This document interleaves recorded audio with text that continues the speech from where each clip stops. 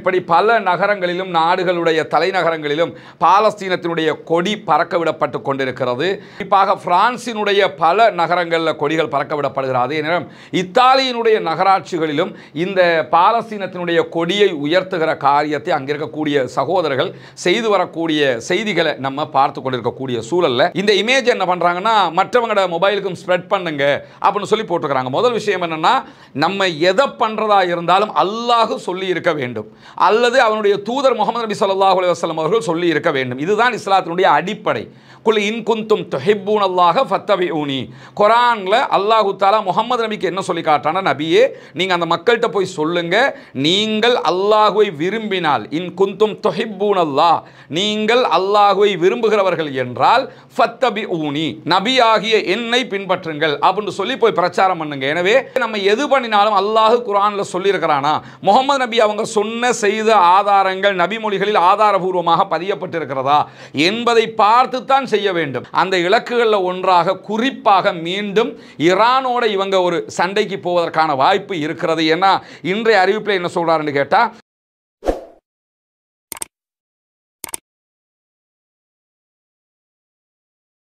அஸ்ஸலாமு அலைக்கும் வரஹ்மத்துல்லாஹி வபரகாத்துஹு. அன்பிற்கினிய சகோதர சகோதரிகளே, நம் அனைவர் மீதும் ஏக இறைவனுடைய அமைதியும் கருணையும் உண்டாகட்டுமாக என்கிற உயரிய பிரார்த்தனைகளோடு பாலஸ்தீனத்தினுடைய காசா பகுதிகள் மேலே இஸ்ரேலிய ஆக்கிரமிப்பு இராணுவம் நடத்தி வரக்கூடிய தாக்குதல்கள் 717வது நாளாகவும் இன்றும் தொடர்ந்து வரக்கூடிய இந்த சூழல்ல ஒருபுறம் காசாவினுடைய யுத்தம் உச்சத்தை அடைந்து கொண்டிருக்கிறது. கடுமையான தாக்குதல்களை அப்பாவிகள் மீது இஸ்ரேலிய ஆக்கிரமிப்பு இராணுவம் நடத்தி வருகிறது. அதே நேரத்தில் மறுபுறமாக வெஸ்ட் பேங்க், ஜெருசலம் உள்ளிட்ட ரமல்லா உள்ளிட்ட மேற்கு கரை நகரங்களில் இருக்கக்கூடிய அப்பாவிகள் மீது தாக்குதல்களை நடத்தி அவர்களுடைய வீடுகளை இடங்களை அபகரிப்பது மாத்திரமல்லாமல் அங்கிருக்கக்கூடிய சகோதரர்களை ஒவ்வொரு நாளும் கைது செய்து சிறையில் அடைக்கிற காரியத்தையும் இஸ்ரேலிய ஆக்கிரமிப்பு இராணுவம் தொடர்ந்து செய்து வரக்கூடிய நிலையில தான் இஸ்ரேலுக்கு எதிரான சர்வதேச மக்கள் எழுச்சியின் காரணமாக இறைவனுடைய அருளால இன்றைக்கு பாலஸ்தீனத்தை தனி நாடாக பல நாடுகளும் ஏற்றுக்கொள்ளுகிற ஒரு சூழல் உருவாகி இருக்கிறது. குறிப்பாக ஐநாவினுடைய பாதுகாப்பு கவுன்சிலில் அங்கத்துவம் பெற்றிருக்கக்கூடிய 5 முக்கியமான நாடுகளில் 4 நாடுகள் பாலஸ்தீனத்தை தனிநாடாக அங்கீகாரம் கொடுத்த நிலை உருவாகிற சூழலை நம்ம பார்க்குறோம். ஏற்கனவே சீனா, ரஷ்யா பாலஸ்தீனத்தை தனிநாடாக அங்கீகரித்திருக்கக்கூடிய சூழலில் நேற்றைய தினம் ஸ்டாமர், பிரித்தானியாவினுடைய பிரதமர், வரலாற்று திருப்பமாக தன்னுடைய நாடும் பாலஸ்தீனத்தை இன்றைய நாளில் உத்தியோகபூர்வமாக அங்கீகரிப்பதாக சொல்லியிருக்கிறார். தற்போது ஐநாவினுடைய கூட்டம் நடைபெற்று வரக்கூடிய சூழலில் ஒரு சில மணி நேரங்களுக்குள்ளாக அந்த அறிவிப்புகள் வெளியாகுவதற்கான வாய்ப்புகள் இருக்கக்கூடிய சூழலில், அதே போன்று இன்றைய நாளில் நடக்கக்கூடிய இந்த கூட்டத்தில் பிரான்சும் பாலஸ்தீனத்தை தனிநாடாக அங்கீகரிக்க இருக்கிற அதே நேரம் மொத்தமாக 11 நாடுகள் பாலஸ்தீனத்தை தனிநாடாக அங்கீகரிக்க இருக்கிறது. உலகத்தில் இருக்கக்கூடிய 197 ஐநா அனுமதி பெற்ற, ஐநாவினுடைய உறுப்புரிமை பெற்ற நாடுகளில் 157 நாடுகள் மொத்தமாக பாலஸ்தீனத்தை அங்கீகரித்த நிலை இன்றைய நாளில் ஏற்படும் என்கிற ஒரு மகிழ்ச்சியான செய்திகளுக்கு மத்தியில் பல நாடுகளிலும், குறிப்பாக பிரித்தானியாவில், பிரான்ஸில் என்று பல நாடுகளிலும் பாலஸ்தீனத்தினுடைய கொடி அந்தந்த நாடுகளின் நகரங்களின் நகராட்சிகளில் அரசு அலுவலகங்களில் உயர்த்தப்படக்கூடிய ஒரு சூழலையும் இன்றைக்கு நம்ம பார்க்க முடியும். இப்படி பல நகரங்களிலும் நாடுகளுடைய தலைநகரங்களிலும் பாலஸ்தீனத்தினுடைய கொடி பறக்க விடப்பட்டு கொண்டிருக்கிறது. குறிப்பாக பிரான்சினுடைய பல நகரங்களில் கொடிகள் பறக்க விடப்படுகிறது. அதே நேரம் இத்தாலியினுடைய நகராட்சிகளிலும் இந்த பாலஸ்தீனத்தினுடைய கொடியை உயர்த்துகிற காரியத்தை அங்கிருக்கக்கூடிய சகோதரர்கள் செய்து வரக்கூடிய செய்திகளை நம்ம பார்த்து கொண்டிருக்கக்கூடிய சூழல்ல இன்றைக்கு என்னவெல்லாம் நடந்திருக்கிறது என்பதை பார்ப்பதற்கு முன்பதாக ஒரு குறுஞ்செய்தியை வாட்ஸ்அப் வழியாக பல பேரும் பரப்பி கொண்டிருக்கிறார்கள். அதனுடைய உண்மைத்தன்மை என்ன என்பதையும் நம்ம புரிந்து கொள்ள வேண்டியிருக்கிறது. என்னன்னா, நமக்கெல்லாம் தெரியும், காசாவில் கடந்த 717 நாட்களாக தொடர்ந்து அப்பாவிகள் மீதான தாக்குதல்களை இஸ்ரேல் நடத்தி வருகிறது. இந்த சூழல்ல காசா மக்களுக்காக நம்ம என்ன பண்ண முடியும்னு சொல்லி பார்த்தீங்கன்னா, நாம் அவர்களுக்காக மார்க்க ரீதியாக அல்லாஹ்விடத்திலே ஆன்மீக ரீதியில் துஆ கேட்க முடியும், பிரார்த்தனை செய்ய முடியும். அத்துஆஉ முகுல் இபாதா என்றார்கள் ரசூலுல்லாஹி ஸல்லல்லாஹு அலைஹி வஸல்லம் அவர்கள். பிரார்த்தனை தான் இபாதத்துக்களுடைய தலை என்று சொல்லி இருக்கிறார்கள். எனவே நாம் அந்த மக்களுக்காக தொடர்ந்து பிரார்த்திக்க வேண்டும், பிரார்த்தனை செய்து வருகிறோம். அத்தனை சகோதரர்களும் கையேந்தி வருகிறீர்கள், தொடர்ந்தும் நாம் அதை செய்ய வேண்டும். இரண்டாவதாக, இஸ்ரேலிய ஆக்கிரமிப்பு இராணுவத்தினுடைய இந்த அநியாயத்திற்கு எதிராக அல்லாஹ்வுடைய தூதர் ஸல்லல்லாஹு அலைஹி வஸல்லம் அவர்கள் காட்டி தந்த அடிப்படையில் நம்ம குனூத்துன் நாசிலாவை ஓதி வர முடியும். குனூத்துன் நாசிலா என்றால் என்ன, அது எப்படி ஓத வேண்டும் என்பதை தனி வீடியோவாக நம்முடைய சேனலில் வெளியிட்டிருக்கிறோம். பார்க்காத சகோதரர்கள் அதிலே பார்த்துக்கொண்டு அந்த இபாதத்துக்களை குர்ஆன் சுன்னா அடிப்படையில் நீங்கள் அமைத்துக் கொள்ள முடியும். அதை புதிதாக தெரிந்து கொள்ள விரும்புகிற சகோதரர்கள் முன்னால் தெரிகிற நம்முடைய தொலைபேசி வாட்ஸ்அப் இலக்கத்திற்கு குனூத் என்று மாத்திரம் ஒரு டெக்ஸ்ட் மெசேஜ் அனுப்பிச்சிட்டீங்கன்னா அந்த வீடியோ உங்கள் வாட்ஸ்அப்புக்கு வந்து சேர்ந்துடும். அதை பார்த்து நீங்கள் உங்களுடைய இபாதத்துக்களை அமைத்துக் கொள்ள முடியும் மார்க்க அடிப்படையில். இதை தாண்டி அந்த மக்களுக்காக நாம் ஜனநாயக ரீதியாக குரல் எழுப்ப முடியும். இந்த 3 விவகாரங்களை தான் நம்ம அந்த மக்களுக்காக பண்ண முடியும். அந்த மக்களுக்காக பண உதவி செய்ய விரும்புகிற சகோதரர்கள் நான்காவதாக UNRWA என்கிற ஐநாவினுடைய இணையதளத்துக்கு சென்று ஐநா வழியாகவே நீங்கள் அந்த மக்களுக்காக உங்களால் முடிந்த உதவிகளை பண்ண முடியும். UNRWA தான் காசாவுக்குள்ள முழுமையாக தங்களுடைய உணவு விநியோகத்தை செய்யக்கூடிய ஐநாவினுடைய அனுமதி பெற்ற ஒரு அமைப்பாக திகழ்வதையும் நம்ம புரிந்து கொள்ள முடியும். அதை தாண்டி வேர்ல்டு ஃபுட் ப்ரோக்ராம் என்கிற ஐநாவினுடைய அமைப்புக்கும் நீங்கள் உதவி செய்ய முடியும். இவைகள் தான் அந்த மக்களுக்காக நாம் செய்ய வேண்டிய காரியங்கள். இப்படியான சூழலில் சில சகோதரர்கள் சில மக்கள் என்ன நினைக்கிறாங்கன்னு கேட்டால், காசா மக்களுக்கு எதையாவது செய்யணும்னு நினச்சிக்கிட்டு சில தவறான செய்திகளை மக்களுக்கு மத்தியிலே பரப்புகிறார்கள். அதில் ஒன்று தான் இன்றைக்கி முழுவதும் நிறைய சகோதரர்கள் எனக்கே வாட்ஸ்அப்பில் திரும்ப திரும்ப அனுப்பிக்கிட்டு இருக்கிறீங்க. அது என்னன்னு கேட்டால், அடுத்த 72 மணி நேரங்கள் பாலஸ்தீனத்திற்கு குறிப்பாக காசாவுக்கு ரொம்ப முக்கியமானது என்று சொல்லிட்டு காசா அதே போன்று பாலஸ்தீன போராளி குழுக்களை அழிப்பதற்காக இஸ்ரேல் 1 லட்சம் படை வீரர்களை கூடுதலாக 2 லட்சம் படையையும் காசாவுக்குள்ள அனுப்புது. இந்த நேரத்தில் முழு உம்மத்தும் கீழே இருக்கக்கூடிய ஒரு துவாவை ஓதுங்க.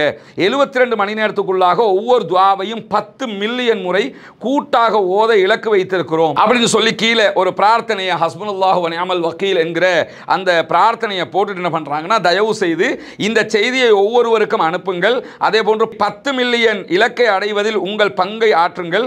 எதிரிக்கு திட்டங்கள் உள்ளன, அல்லாஹ் சிறந்த திட்டமிடுபவன் என்று சொல்லி ஜஸாக் அல்லாஹ் என்று சொல்லி போட்டு இந்த இமேஜ் என்ன பண்றாங்கன்னா மற்றவங்களோட மொபைலுக்கும் ஸ்ப்ரெட் பண்ணுங்க அப்படின்னு சொல்லி போட்டுக்கிறாங்க. முதல் விஷயம் என்னன்னா, நம்ம எதை பண்றதா இருந்தாலும் அல்லாஹ் சொல்லி இருக்க வேண்டும் அல்லது அவனுடைய தூதர் முஹம்மது நபி ஸல்லல்லாஹு அலைஹி வஸல்லம் அவர்கள் சொல்லி இருக்க வேண்டும். இதுதான் இஸ்லாத்தினுடைய அடிப்படை. குல் இன் குன்தும் துஹிப்பூனல்லாஹ ஃபத்தபிஊனி. குர்ஆன்ல அல்லாஹ் தஆலா முஹம்மது நபிக்கு என்ன சொல்லி காட்டானா, நபியே நீங்க அந்த மக்கள்கிட்ட போய் சொல்லுங்க, நீங்கள் அல்லாஹ்வை விரும்பினால், இன் குன்தும் துஹிப்பூனல்லாஹ், நீங்கள் அல்லாஹ்வை விரும்புகிறவர்கள் என்றால் ஃபத்தபிஊனி, நபியாகிய என்னை பின்பற்றுங்கள் அப்படின்னு சொல்லி போய் பிரச்சாரம் பண்ணுங்க. எனவே நம்ம எது பண்ணினாலும் அல்லாஹ் குர்ஆன்ல சொல்லி இருக்கிறானா, முஹம்மது நபி அவங்க சொன்ன செய்த ஆதாரங்கள் நபிமொழிகளில் ஆதாரபூர்வமாக பதியப்பட்டிருக்கிறதா என்பதை பார்த்து தான் செய்ய வேண்டும்.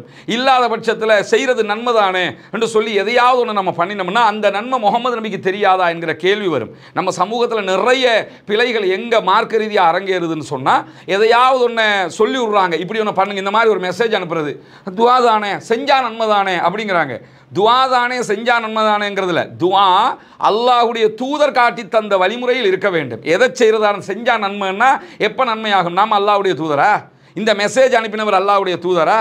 அப்படி கிடையாது. யார் அல்லாஹ்வுடைய தூதர்? முஹம்மது நபி ஸல்லல்லாஹு அலைஹி வஸல்லம் அவர்கள். எனவே எதை செய்தாலும் நம்ம அல்லாஹ்வுடைய தூதர் காட்டி தந்திருக்கிறாங்களா, திருமறை குர்ஆன்ல இது இருக்குதா, ஒன்றோ குர்ஆன்ல இருக்கணும், இல்லாட்டி ஆதாரபூர்வமான நபிமொழிகளில் இப்படியான வழிமுறை இருக்கணும். இந்த ரெண்டுலையுமே இல்லைன்னு சொன்னால், இல்லாத ஒன்றை நாம் செய்து விட்டோம் என்றால் கண்டிப்பாக அதற்கு நன்மைக்கு பதிலாக அல்லாஹ்விடத்திலே குற்றம்தான் நமக்கு பதிவாக்கப்படும் என்பதை நாம் புரிந்து கொள்ள வேண்டும். ஏன்னா இது நன்மைதானே என்று நம்ம முடிவெடுக்க இயலாது. இந்த நன்மை முகமது நபிக்கு தெரியாதா? பத்ரில் சஹாபாக்கள் கொல்லப்பட்டாங்க, உஹதுல கொல்லப்பட்டாங்க, இன்னும் சொல்ல போனால் உஹதுல எல்லாம் உஹது வரைக்குமே வந்துட்டாங்க எதிரிகள். மற்ற சந்தர்ப்பங்களில் பல தடவைகள் மதீனா முற்றுகையிடப்படுகிறது, யூதர்கள் வந்து முற்றுகையிடுறாங்க, யூதர்களோடு சேர்ந்து எதிரிகள் வந்து முற்றுகையிடுறாங்க.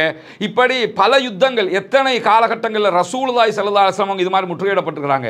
இந்த நேரங்கள்லாம் 1 மில்லியன் இந்த துவா ஓதுங்க, 2 மில்லியன் இந்த துவா ஓதுங்க, இத்தனை மில்லியன் அந்த துவா ஓதுங்கன்னு ரசூலுல்லாஹ் எதையாவது சொல்லி கொடுத்திருந்தாங்கன்னா, எஸ் ரசூலுல்லாஹ் இந்த யுத்தத்தில் இப்படி சுற்றி வளைக்கப்பட்ட நேரம் ரசூலுல்லாஹ் இப்படி ஓத சொன்னார்கள், ரசூலுல்லாஹ்வுடைய பல்லு உஹதிலே உடைக்கப்பட்ட நேரம் இப்படி ஓத சொன்னார்கள், ரசூலுல்லாஹ்வுடைய நெத்தில அம்பு வந்து தெச்ச நேரத்தில் இப்படி ஒரு துவா ஒரு 10 மில்லியன் ஓத சொன்னாங்க, 2 மில்லியன் ஓத சொன்னாங்க.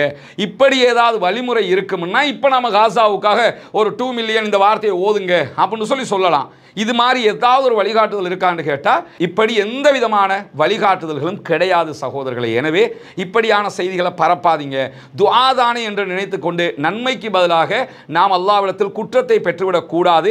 மன் அஹதஸ ஃபீ அம்ரினா ஹாதா மா லைஸ மின்ஹு ஃபஹுவ ரத்துன் என்று அல்லாஹ்வுடைய தூதர் ஸல்லல்லாஹு அலைஹி வஸல்லம் அவர்கள் சொன்னதாக ஆயிஷா ரலியல்லாஹு அன்ஹா அவர்கள் அறிவிக்கக்கூடிய ஆதாரபூர்வமான நபிமொழி சஹீஹுல் புகாரியிலே பதிவு செய்யப்பட்டிருக்கிறது. யார் இந்த மார்க்கத்தில் இல்லாத ஒன்றை புதிதாக உருவாக்குகிறாரோ அது ரத்து செய்யப்படும், அது இல்லாதொழிக்கப்படும், அது ஏற்றுக்கொள்ளப்பட மாட்டாது என்கிறத நம்ம ரசூலுல்லாஹி ஸல்லல்லாஹு அலைஹி வஸல்லம் அவர்கள் சொல்லியே நம் ஆதாரபூர்வமான நபிமொழிகளில் இன்றைக்கு பார்க்க முடிகிற நேரம் இப்படியான இந்த 72 மணி நேரம் இதில் வரக்கூடிய செய்திகளை நீங்கள் பாருங்க.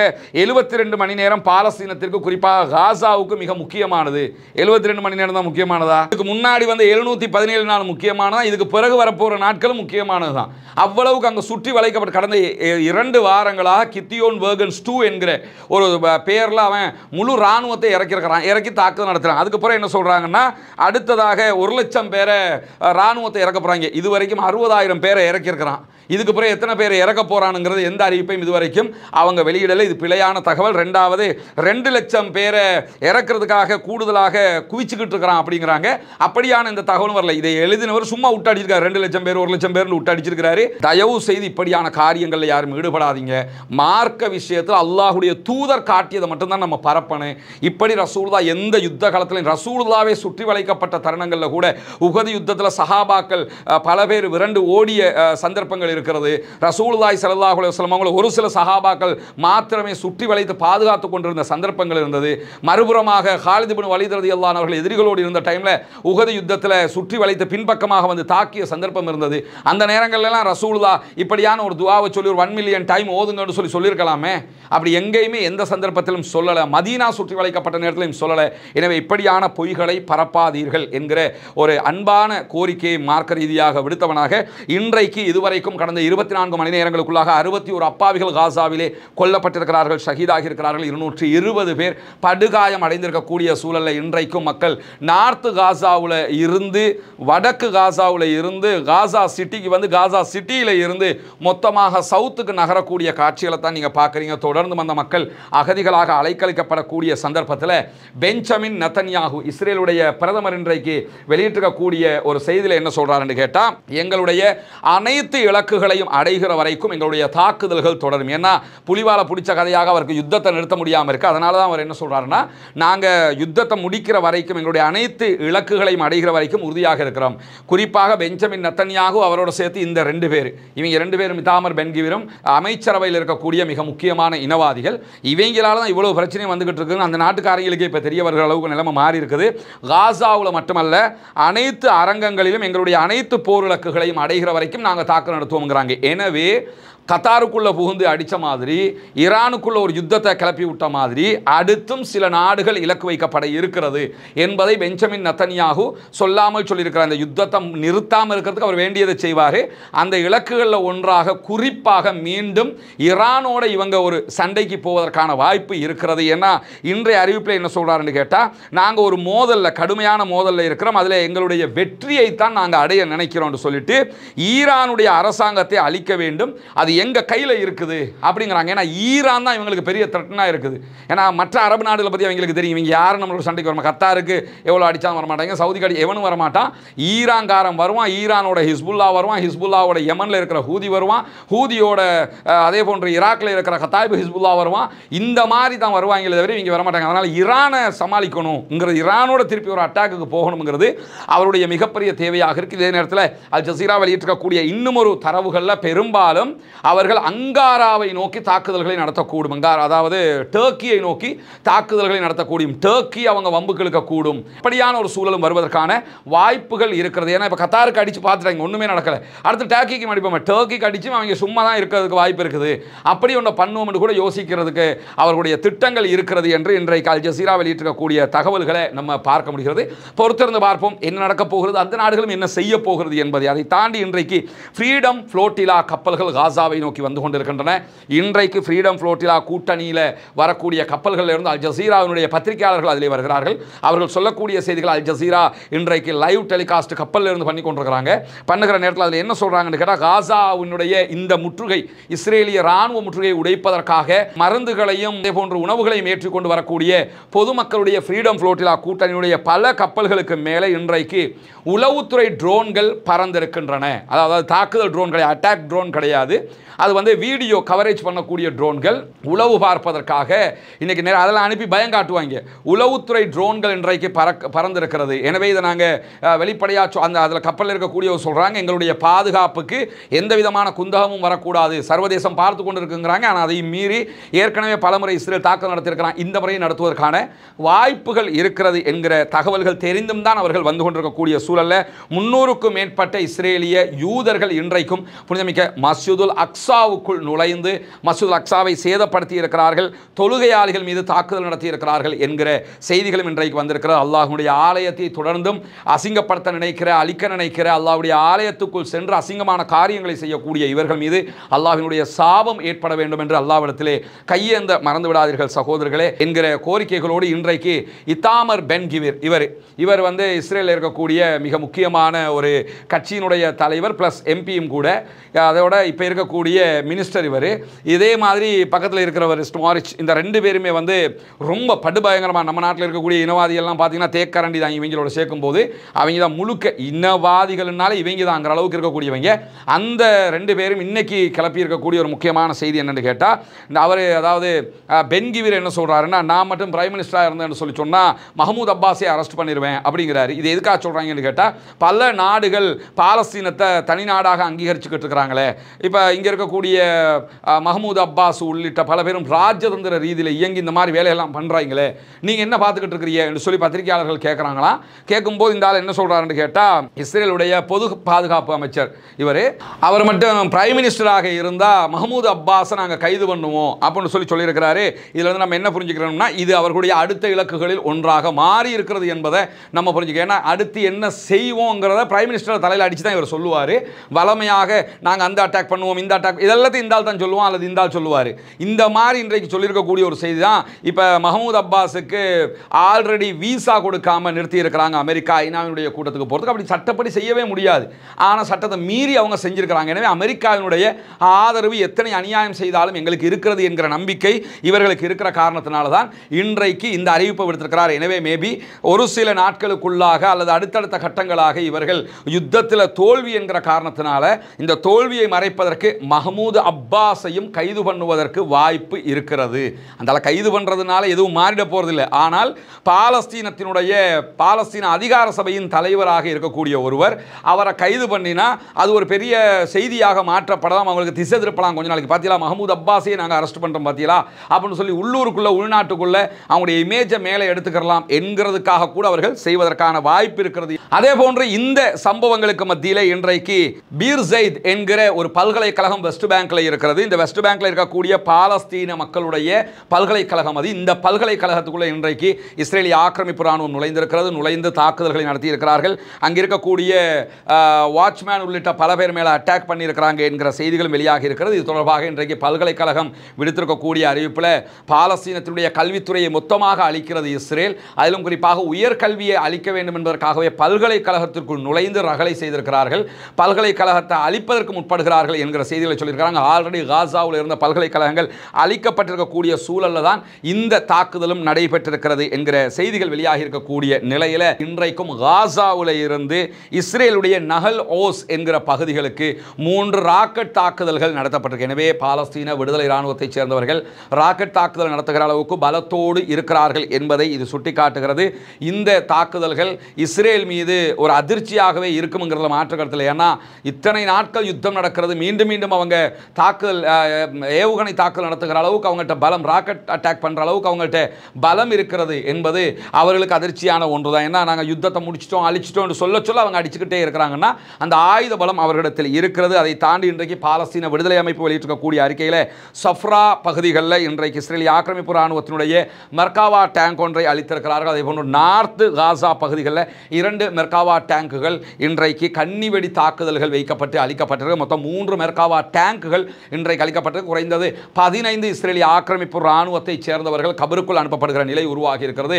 யுத்தம் உச்சமாக இருக்கிற காரணத்தினால அவர்களுடைய டேங்குகளை அழிப்பதையும் அதே போன்று அவர்களுடைய ஆட்களை முடிந்தவரை உயிரோடு பிடிப்பதையும் தான் பாலஸ்தீன விடுதலை இராணுவம் செய்து வருகிறது. அதற்கான முயற்சிகளை தான் செய்கிறோம் என்று மீண்டும் மீண்டும் அவர்கள் அறிவித்துக் கொண்டிருக்கக்கூடிய செய்திகளையும் நம்ம பார்க்க முடிகிறது. இன்றைக்கு வெளியாகி இருக்கக்கூடிய மிக முக்கியமான செய்திகளைத்தான் நாம் பார்த்திருக்கிறோம். பாலஸ்தீனம் தனிநாடாக அங்கீகரிக்கப்படுகிற அறிவிப்பு வருகிற போது அதையும் உடனடியாக உங்களுக்கு மத்தியில் கொண்டு வந்து தருவதற்கு நாம் தயாராக இருக்கிறோம். இணைந்திருங்கள். ரஸ்மின் மயசி நியூஸ் மற்றும் ரஸ்மின் டாக்ஸ் ஆகிய 2 சேனல்களையும் சப்ஸ்கிரைப் பண்ணாத சகோதரர்கள் சப்ஸ்கிரைப் பண்ணிக் கொள்கிற அதே நேரம் பாலஸ்தீனம் வெற்றி பெற வேண்டும், பாலஸ்தீனம் சுதந்திரம் அடைய வேண்டும், பாலஸ்தீன மக்கள் நம்மை போன்று நிம்மதியானவர்களாக மாற வேண்டும், வாழ வேண்டும் என்கிற உயரிய பிரார்த்தனைகளோடு பாலஸ்தீன அப்பாவிகளுக்காக பிரார்த்திக்கிற அதே நேரம் இஸ்ரேலிய ஆக்கிரமிப்பு இராணுவத்திற்கு எதிராக தொடர்ந்தும் குனூத் நாசிலாவை ஓத மறந்து விடாதீர்கள். நண்பர்களே, தாய்மார்களே என்கிற கோரிக்கைகளோடு பாலஸ்தீன மக்களுக்காக ஜனநாயக ரீதியாகவும் குரல் எழுப்புவோமாக. வாகிறது அல்ஹம்துலில்லாஹி ரப்பில் ஆலமீன்.